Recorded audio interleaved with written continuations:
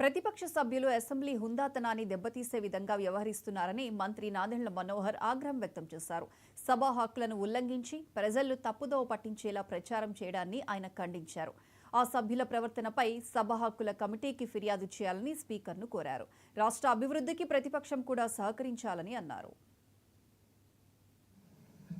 అక్కడ వచ్చి కూర్చోవాల్సిన ప్రతిపక్ష సభ్యులు వాళ్ళ నాయకుడు వాళ్ళ బాధ్యతని విస్మరించి సభను రాష్ట్ర ప్రజల్ని కూడా తప్పుదారి తీసుకెళ్లే విధంగా వాళ్ళకి లేని అధికారం కోరుకోవడం చాలా దురదృష్టకరం అధ్యక్ష. ప్రజలే మిమ్మల్ని చీకొట్టినప్పుడు, ప్రజలే మీకు ఆ గౌరవం ఇవ్వనప్పుడు సభాపతిగా మీరేం చేయగలుగుతారు అధ్యక్ష? మీరు ప్రతి సభలో మీరు చదివేటప్పుడు ఏ పార్టీకి ఎంత సంఖ్య ఉన్నదని మీరు చదువుతారు.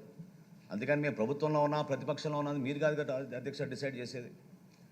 ప్రతిపక్షంగా వాళ్ళకి రావాల్సిన మినిమం నంబర్ రాలేదు కాబట్టి ఆ మాత్రం విజ్ఞత లేకుండా కేవలం ఇది ఒక దుష్ప్రచారం తీసుకెళ్ళడానికి వాళ్ళు చేస్తున్న ప్రయత్నాన్ని మీరు చాలా అద్భుతంగా మీరు ఒక చక్కటి రూలింగ్ ఇచ్చారు అధ్యక్ష.